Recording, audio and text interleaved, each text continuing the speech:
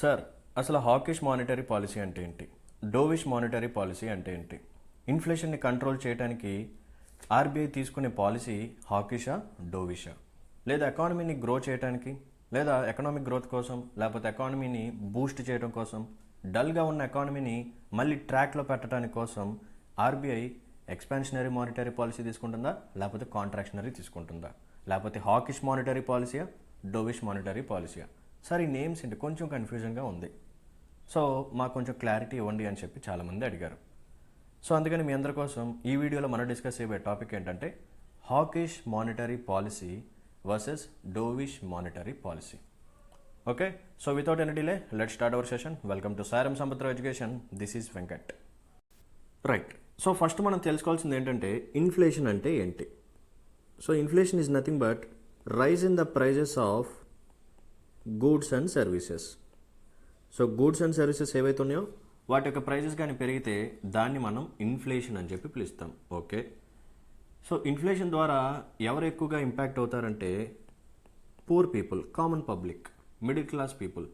Rich పర్సన్స్కి పెద్ద impact ఏమి ఉండదు, ఎందుకంటే ఇన్ఫ్లేషన్ అనేది it is not a permanent phenomena, it is a temporary one. It is a temporary phenomena. ఒక సర్టెన్ టైం పీరియడ్ వరకు ఈ గూడ్స్ అండ్ సర్వీసెస్ యొక్క ప్రైజెస్ అనేది అలా ఫ్లక్చువేట్ అవుతాయి, అలా రైజ్ అవుతాయి. మళ్ళీ after some period of time, so monetary policy ద్వారా అవ్వచ్చు, ఫిజికల్ పాలసీ ద్వారా అవ్వచ్చు, డిఫరెంట్ స్టెప్స్ ద్వారా మళ్ళీ సప్లై చైన్ని మళ్ళీ రీస్టోర్ చేయడం ద్వారా, వీటన్నిటి ద్వారా మళ్ళీ ప్రైజెస్ నార్మల్ రేంజ్కి తీసుకురావచ్చు అనమాట. బట్ ఈ గ్యాప్లో రిచ్ పర్సన్ కంటే పూర్ పర్సన్ చాలా నెగిటివ్గా ఇంపాక్ట్ అవుతూ ఉంటాడు. ఎందుకంటే మనందరికీ తెలుసు, సో మిడిల్ క్లాస్ పీపుల్కి వచ్చే ఇన్కమ్ ఏదైతే ఉందో, so most of the income వచ్చేసరికి మనం ఈ గూడ్స్ అండ్ సర్వీసెస్ పర్చేస్ చేయడానికి, లేకపోతే హెల్త్ మీద కానీ, ఎడ్యుకేషన్ మీద కానీ, స్కిల్ డెవలప్మెంట్ మీద కానీ, సో వీటి మీద ఇన్వెస్ట్మెంట్ చేస్తూ ఉంటాం. సేవింగ్స్ చాలా తక్కువ చేస్తూ ఉంటాం. Okay, but unfortunately because of various other reasons, demand పెరగటమో, లేకపోతే సప్లై సైడ్ ఏదైనా ప్రాబ్లం రావటమో, లేకపోతే కోవిడ్ లాంటి పాండమిక్స్ రావటమో, ఇటువంటి ద్వారా ఇన్ఫ్లేషన్ బాగా పెరిగింది. సో ఇప్పుడు ఆ poor and middle class person ఏం చేస్తాడు, తన దగ్గర ఉన్న మొత్తం ఇన్కమ్ మొత్తం కేవలం ఫుడ్ని పర్చేస్ చేయడానికే పెడతాడనమాట. లేదా ఏదైతే ఇన్ఫ్లేషన్కి గురైందో ఆ గూడ్ని పర్చేస్ చేయడానికి ట్రై చేస్తూ ఉంటాడు. ఇప్పుడు ఒకవేళ ఫుడ్ మనకి ఎక్కువగా వాలటైల్గా పెరుగుతుంటుంది కాబట్టి, సో మనం ఫుడ్ అనేది must and should, it is a basic need. Vegetables, groceries, basic needs, అవి లేకపోతే కష్టం కదా. ఒకవేళ వాటిలో కానీ ఇన్ఫ్లేషన్ వస్తే, సో ఉన్న మనీ మొత్తం జస్ట్ ఫుడ్ కోసమే ఖర్చు పెడుతూ ఉంటే, what about his skill development, what about his education? వారు ఒకవేళ పిల్లలు ఉంటే వాళ్ళ యొక్క ఎడ్యుకేషన్ మీద ఇన్వెస్ట్మెంట్ తగ్గిపోతుంది, హెల్త్ మీద ఇన్వెస్ట్మెంట్ తగ్గిపోతుంది. మనకి హ్యూమన్ క్యాపిటల్ ఫామ్ అవ్వాలి అంటే కేవలం జాబ్ ఉంటే సరిపోదు. హ్యూమన్ క్యాపిటల్ ఫామ్ అవ్వాలంటే ఏమేం కావాలో తెలుసా? హెల్త్ బాగుండాలి, స్కిల్ డెవలప్మెంట్ ఉండాలి. ఓకేనా? ఫార్మల్ స్కిల్స్ ద్వారా ఫార్మల్ సెక్టర్లో జాబ్ వస్తేనే అది హ్యూమన్ క్యాపిటల్ అనమాట. ఇన్ఫార్మల్ జాబ్స్ వస్తే అది హ్యూమన్ క్యాపిటల్ అవ్వదు. సో అందుకని ఇన్ఫ్లేషన్ని ఖచ్చితంగా మనం వీలైనంత తొందరగా దాన్ని ట్రాక్లోకి తీసుకురావాలి. ప్రైజెస్ని మళ్ళీ నార్మల్ రేంజ్లోకి వీలైనంత తొందరగా తీసుకురావాలి. సో ఇలా ఇన్ఫ్లేషన్ని గాడిలో పెట్టడానికి ఇద్దరు దిగుతారు. సో ఆ ఇద్దరు ఎవరంటే, ఒకళ్ళు ఆర్బీఐ, ఇంకొకళ్ళు గవర్నమెంట్ ఆఫ్ ఇండియా. రైట్, ఇది ఒక సైడ్. ఇంకొక సిచ్యువేషన్ ఏంటంటే, ఈ ఇన్ఫ్లేషన్ కాకుండా దీనికి ఆపోజిట్గా ఎకానమీ చాలా డల్ అయిపోయింది. అంటే అలా ప్రొడక్షన్ తగ్గిపోయింది, డిమాండ్ బాగా పడిపోయింది. ఓకేనా? ఎటువంటి ఇన్వెస్ట్మెంట్స్ లేవు, కొత్త ప్రాజెక్ట్స్ ఏవి స్టార్ట్ అవ్వట్లా, కన్స్ట్రక్షన్ యాక్టివిటీస్ తగ్గిపోయాయి, అన్ఎంప్లాయ్మెంట్ పెరిగిపోతుంది, చాలా అంటే చాలా డల్ అయిపోయింది ఎకానమీ. సో ఇటువంటి టైంలో మనం ఏం చేయాలంటే ఎకానమీని బూస్ట్ చేయాలి. ఎలా? ప్రజల దగ్గరికి మనీ మనం పెంచాలి, ప్రజల దగ్గరికి మనీని మనం ఎక్కువగా చేరేలాగా చూడాలి. నథింగ్ బట్ మార్కెట్లో మనీ సప్లైని ఇంక్రీజ్ చేయాలి. సో ఇక్కడ మనం డిస్కస్ చేయాల్సిన టాపిక్ ఏంటంటే మనీ సప్లై. సో ఇన్ఫ్లేషన్ని మనం కంట్రోల్ చేయాలి అని అంటే we have to reduce the money supply. Money సప్లైని మనం రెడ్యూస్ చేయాలి ఎప్పుడు? ఇన్ఫ్లేషన్ని కంట్రోల్ చేయడానికి. ఒకవేళ ఎకానమీని బూస్ట్ చేయడానికి మనం ఏం చేయాలి? మనీ సప్లైని ఇంక్రీజ్ చేయాలి. సో జస్ట్ ఫర్ ఎగ్జాంపుల్ తీసుకోండి శాంపుల్గా. సో ఇప్పుడు ఒక మార్కెట్ ఉంది, మార్కెట్లో ఉన్న ఇండివిజువల్స్ దగ్గర అందరి దగ్గర మనీ ఎక్కువగా ఉంది. ఇప్పుడు వాళ్ళు ఏం చేస్తారు? కన్జంప్షన్ మోడ్లోకి దిగుతారనమాట. ఎక్కువగా పర్చేస్ చేయడానికి ట్రై చేస్తూ ఉంటారు. సో ఎక్కువగా పర్చేస్ చేయడానికి ట్రై చేస్తూ ఉన్నప్పుడు ఏమవుతుంది? డిమాండ్ పెరుగుతుంది. సో డిమాండ్ పెరిగితే ఏమవుతుంది? ఆటోమేటిక్గా ప్రైజెస్ పెరుగుతాయి. సో ఈ ప్రైజెస్ని నార్మల్ లెవెల్లోకి తీసుకురావాలంటే మనం ఏం చేయాలి? మనీ సప్లైని రెడ్యూస్ చేయాలి. అంటే ఏంటి, నథింగ్ బట్ ఈ పీపుల్ దగ్గర ఉన్న మనీని మనం రెడ్యూస్ చేయాలి. ఎలా? మనీ సప్లైని మనం రెడ్యూస్ చేయాలి. సో మనీ సప్లైని రెడ్యూస్ చేస్తే ఇన్ఫ్లేషన్ మనం కంట్రోల్ చేయొచ్చు. ఇంకొక సైడ్ ఏంటంటే ఎకానమీ చాలా డల్గా ఉంది, ప్రజల దగ్గర డబ్బులు లేవు. డబ్బులుంటే ఏదన్నా ఒక ఇన్వెస్ట్మెంటో లేకపోతే ఏదన్నా కొత్త హౌస్ కన్స్ట్రక్షన్ చేసుకోవడమో, కొత్త హౌస్ కన్స్ట్రక్షన్ చేసుకోవడమే ప్రాసెస్లో మనోడు ఏం చేస్తాడు, రా మెటీరియల్స్ని కొంటూ ఉంటాడు. సో అక్కడ కూడా మళ్ళీ యాక్టివిటీ స్టార్ట్ అవుతుంది. అండ్ కొంతమందిని హౌస్ కన్స్ట్రక్షన్కి కొంతమందిని లేబర్ని రిక్రూట్ చేసుకుంటాడు. సో అక్కడ మళ్ళీ కామన్ పీపుల్కి ఎంప్లాయ్మెంట్ జనరేట్ అవుతుంది. సో బేసిక్ నీడ్స్కి కావాల్సిన ఇన్కమ్ కూడా వస్తుంటుంది. సో ఇలా కన్స్ట్రక్షన్ యాక్టివిటీస్ పెరిగి ప్రాజెక్ట్స్ కొత్తగా స్టార్ట్ అయ్యి ప్రజల దగ్గర కానీ మనీ చక్కగా ఉండి లోన్స్ చీప్గా అవైలబుల్గా వస్తే ఎకానమీ అనేది మళ్ళీ గ్రో అవుతుందన్నమాట. సో ఇటువంటి టైంలో మనం ఏం చేయాలంటే మనీ సప్లైని ఇంక్రీజ్ చేయాలి. సో ప్రజల దగ్గర మనీ సప్లై ఇంక్రీజ్ చేస్తే ఏమవుతుంది, సో వాళ్ళు ఇప్పుడు మళ్ళీ ఇన్వెస్ట్మెంట్ స్టార్ట్ చేస్తారు, కొత్త కొత్త కన్స్ట్రక్షన్ యాక్టివిటీ స్టార్ట్ చేస్తారు, ప్రాజెక్ట్స్ స్టార్ట్ అవుతాయి. సో ఎంప్లాయ్మెంట్ క్రియేట్ అవుతుంది.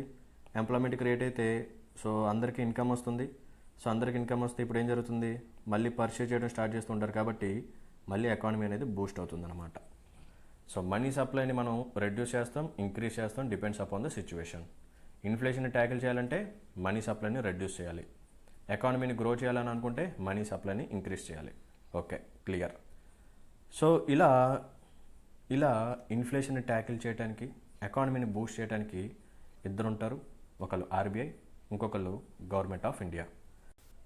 సో ఆర్బీఐ ఏం చేస్తుంది, గవర్నమెంట్ ఆఫ్ ఇండియా ఏం చేస్తుంది? ఒక సైడ్ మనకి ఆర్బీఐ ఉంది, ఇంకొక side government of India.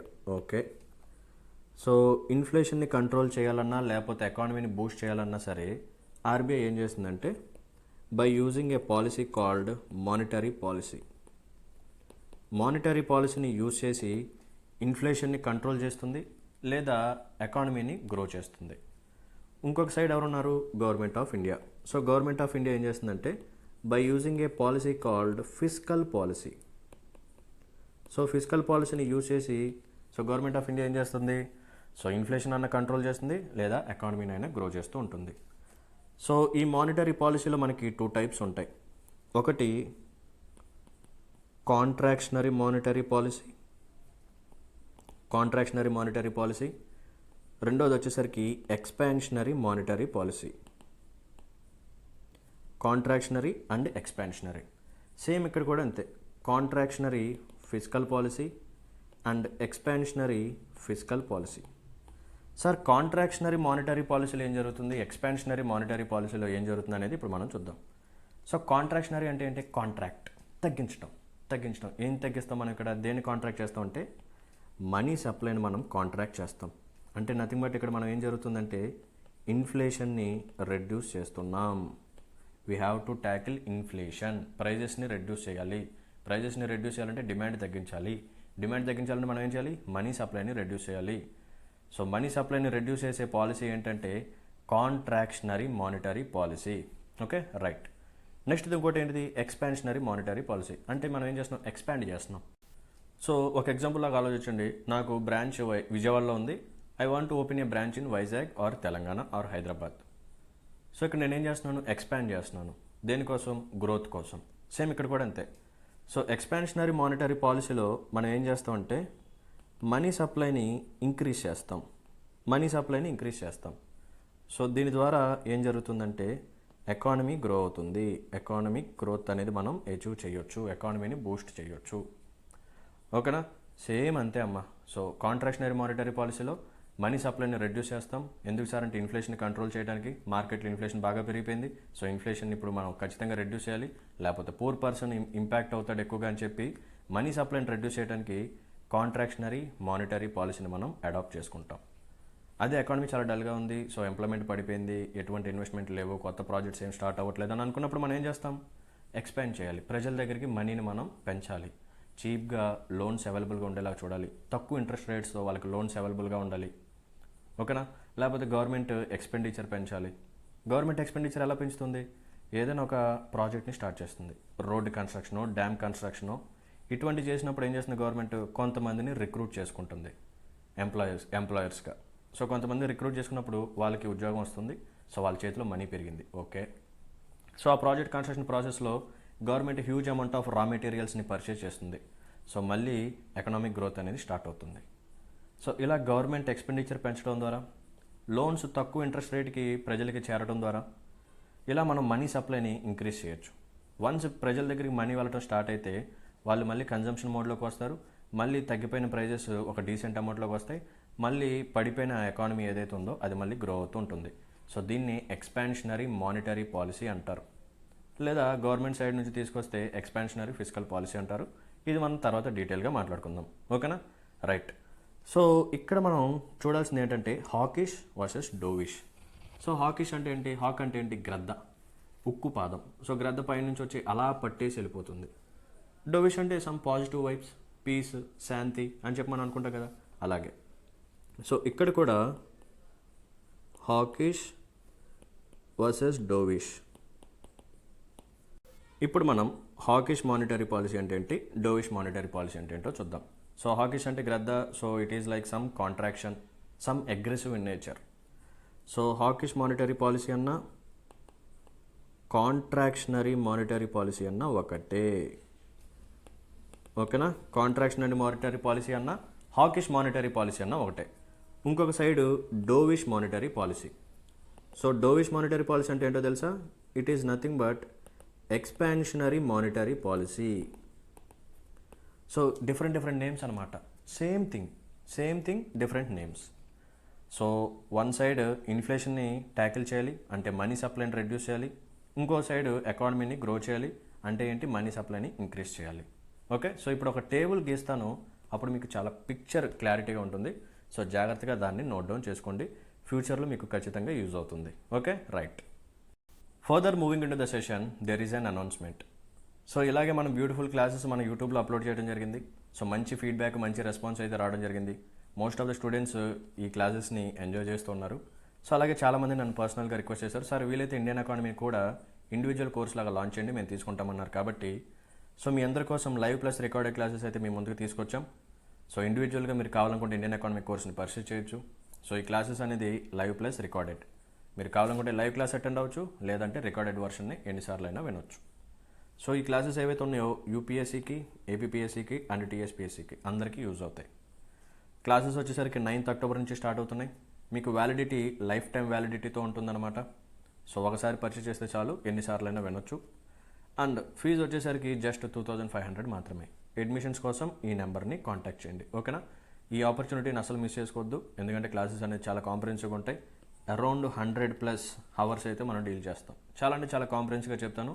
So ప్రతిదీ మనం మీకు అర్థమయ్యేలాగా మన తెలుగు భాషలో మంచి బ్యూటిఫుల్ ఎగ్జాంపుల్స్తో నేనే డీల్ చేస్తాను. ఓకేనా? రైట్. సో టేబుల్ డ్రా చేస్తాను, జాగ్రత్తగా నోట్ డౌన్ చేసుకోండి. First one inflation. సో ఇన్ఫ్లేషన్ని ట్యాకిల్ చేయడం కోసం. ఇంకొకటి ఎకనామిక్ గ్రోత్. రైట్. ఇన్ఫ్లేషన్ అంటే ఏంటి? ప్రైజెస్ పెరిగాయి. ప్రైజెస్ ఎందుకు పెరిగితే ఒక ఫ్యాక్టర్ ఏంటంటే మనీ సప్లై పెరగటం ద్వారా. సో మనం ఇక్కడ ఏం చేయాలి? మనీ సప్లైని రెడ్యూస్ చేయాలి. ఎకనామిక్ గ్రోత్ డల్ అయిపోయింది. ఎందుకు డల్ అయిపోయింది? ప్రజల దగ్గర మనీ లేదు, ఎటువంటి ఇన్వెస్ట్మెంట్ లేదు, ఎటువంటి కొత్త ప్రాజెక్ట్ స్టార్ట్ అవ్వలేదు, అన్ఎంప్లాయ్మెంట్ పెరిగిపోతుంది. సో డిమాండ్ తగ్గిపోయింది, ఆటోమేటిక్గా గూడ్స్ అండ్ సర్వీసెస్ యొక్క ప్రైజెస్ కూడా పడిపోయాయి. సో ఇప్పుడు మనం ఏం చేయాలి? ప్రజల దగ్గరికి మనీని తీసుకెళ్ళాలి, ప్రజల చేతులకు మనీ రావాలి. ఇప్పుడు అంటే ఇక్కడ మనం ఏం చేయాలి? మనీ సప్లైని ఇంక్రీజ్ చేయాలి. క్లియర్? సో ఇన్ఫ్లేషన్ ట్యాకిల్ చేయాలంటే మనీ సప్లైని రెడ్యూస్ చేయాలి. ఎకనామిక్ గ్రోత్ని మనం చేయాలని అనుకుంటే మనీ సప్లైని ఇంక్రీజ్ చేయాలి. సో వీటి కోసం ఎవరెవరు దిగుతారంటే ఆర్బీఐ దిగుతుంది అండ్ గవర్నమెంట్ ఆఫ్ ఇండియా దిగుతుంది. సో ఆర్బీఐ తీసుకొచ్చే పాలసీ ఏంటంటే monetary policy, government of India తీసుకొచ్చే పాలసీ ఏంటంటే ఫిజికల్ పాలసీ. ఇక్కడ మనం డిస్కస్ చేయాల్సిన మానిటరీ పాలసీ గురించి కాబట్టి సో దీంట్లో 2 టైప్స్ ఉంటాయి అన్నమాట. సో ఫస్ట్ వన్ వచ్చేసరికి కాంట్రాక్షనరీ అండ్ సెకండ్ వన్ వచ్చేసరికి ఎక్స్పాన్షనరీ. సో ఇన్ఫ్లేషన్ని ట్యాకిల్ చేయడానికి ఆర్బీఐ తీసుకొచ్చే మానిటరీ పాలసీని మనం కాంట్రాక్షనరీ మానిటరీ పాలసీ అంటాం. We call it as contractionary monetary policy. Economic growth కోసం ఆర్బీఐ తీసుకొచ్చే మానిటరీ పాలసీని మనం ఎక్స్పాన్షనరీ మానిటరీ పాలసీ అంటాం. రైట్. కాంట్రాక్షనరీ మానిటరీ పాలసీకి ఇంకొక నేమ్ ఉంది, అదేంటంటే hawkish monetary policy. We call it as hawkish monetary policy. Next one expansionary monetary పాలసీకి ఇంకొక నేమ్ ఉంది, అదేంటంటే dovish monetary policy. Right. And ఇంకా కొన్ని నేమ్స్ ఉంటాయి, అవి కూడా చెప్తాను, జాగ్రత్తగా నోట్ డౌన్ చేసుకోండి. Contractionary monetary policy, hawkish monetary policy. So వీటికి ఇంకొక నేమ్ ఏంటంటే టైట్ మానిటరీ పాలసీ. టైట్, అరే డబ్బులు లేవురా, టైట్గా ఉన్నాయి. ఎందుకు టైట్గా ఉన్నారా? ఆర్బీఐ హాకిష్ మానిటరీ పాలసీ తీసుకొచ్చిందిరా, ఇంట్రెస్ట్ రేట్లు భయంకరంగా పెంచేసింది, ఇప్పుడు లోన్ తీసుకోవాలన్నా కష్టమే, ఎక్కువ వడ్డీలు ఉన్నాయి. సో ఇలా కొన్ని స్టెప్స్ తీసుకోవడం ద్వారా ప్రజల దగ్గర మనీ సప్లై అనేది రెడ్యూస్ చేసేస్తుంది అనమాట. ఆటోమేటిక్గా డిమాండ్ని రెడ్యూస్ చేస్తుంది. సో టైట్ మానిటరీ పాలసీ అన్నా, కాంట్రాక్షనరీ మానిటరీ పాలసీ అన్నా, హాకిష్ మానిటరీ పాలసీ అన్నా ఒకటే. ఇంకొక side we have expansionary monetary policy, dovish monetary policy.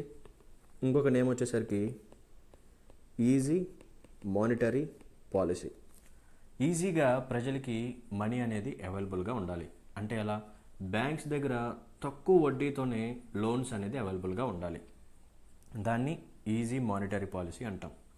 ఇంకొక నేమ్ కూడా ఉంది. సో దీన్ని మనం డియర్ మానిటరీ పాలసీ అని చెప్పి కూడా పిలవచ్చు. డియర్ మానిటరీ పాలసీ అంటే డబ్బులు చాలా వాల్యుబుల్గా మారిపోతాయి. ఎక్కడన్నా మనకి రూపాయి పుట్టాలంటే చాలా అరుదుగా మారిపోతుంది. అలా జరుగుతుందన్నమాట ఈ కాంట్రాక్షనరీ మానిటరీ పాలసీలో. ఎలా సార్ అంటే, సో ఇంట్రెస్ట్ రేట్లు బాగా పెరిగిపోయాయి, సో ఎవడన్నా సరే కొంచెం తక్కువ వడ్డీ రేటుకి డబ్బులు ఇస్తాడని అనగానే అందరూ ఎగబడతాం. డియర్, చాలా లవ్ చేస్తాం, డియర్ అంతే కదా. సో మనం ఎవరిని డియర్ అని చెప్పి పిలుస్తాం, మనం ఎవరినైతే లవ్ చేస్తామో వాళ్ళు మనం డియర్ అని చెప్పి పిలుస్తాం. సో ఇక్కడ కూడా అంతే, మనీ కోసం మనం ఎక్కువగా చూస్తూ ఉంటాం, ఎక్కడ ఈజీగా తక్కువ అమౌంట్కి మనకు దొరుకుతుందని చెప్పి చూస్తూ ఉంటాం. So contractionary monetary policy, hawkish monetary policy, tight monetary policy, dear monetary policy అన్నీ సేమే. వీటిని మనం ఎప్పుడు యూజ్ చేస్తామంటే ఇన్ఫ్లేషన్ని ట్యాకిల్ చేయడానికి తీసుకొస్తాం. ఎవరు తీసుకొస్తారు? RBI, reserve bank of India, nothing but our central bank. Right. ఇంకొక side expansionary monetary policy, dovish monetary policy, easy monetary policy. ఇంకొక నేమ్ వచ్చేసరికి cheap monetary policy. So money అనేది చాలా తక్కువ ఇంట్రెస్ట్ రేట్స్తోనే చాలా చీప్గా అవైలబుల్గా ఉంటుందన్నమాట. సో ఎప్పుడైతే ఆర్బీఐ చీప్ మానిటరీ పాలసీని అడాప్ట్ చేసుకుంటుందో అప్పుడు బ్యాంక్స్ నుంచి కామన్ పీపుల్కి తక్కువ ఇంట్రెస్ట్ రేట్లకే రుణాలు అనేది దొరుకుతుంటాయి, అంటే లోన్స్ అనేది దొరుకుతుంటాయి. సో ప్రజల దగ్గరికి మనీ సప్లై ఇంక్రీజ్ అవుతుంటుంది. సో దీన్నే చీప్ మానిటరీ పాలసీ అని చెప్పి కూడా పిలుస్తాం, అంటే తక్కువ ఇంట్రెస్ట్ రేట్కి లోన్స్ దొరకటం చాలా చీప్గా. డియర్ మానిటరీ పాలసీ అంటే హై ఇంట్రెస్ట్ రేట్స్కి లోన్స్ వస్తూ ఉంటాయి. సో ఇదమ్మా. సో ఇన్ఫ్లేషన్ కంట్రోల్ చేయడానికి contractionary, hawkish, tight, dear monetary policy అన్నీ ఒకటే, but names different.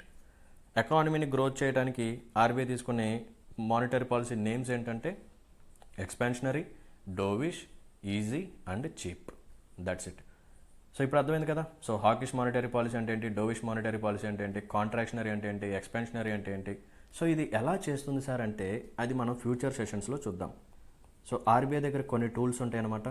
So టూల్స్లో qualitative tools ఉంటాయి అండ్ క్వాంటిటేటివ్ టూల్స్ ఉంటాయి. So SLR, CRR, repo rate, reverse repo rate, ఓకేనా, ఎస్డిఎఫ్, మార్జినల్ స్టాండింగ్ ఫెసిలిటీ, ఇలా చాలా అంటే చాలా టూల్స్ ఉంటాయి అన్నమాట.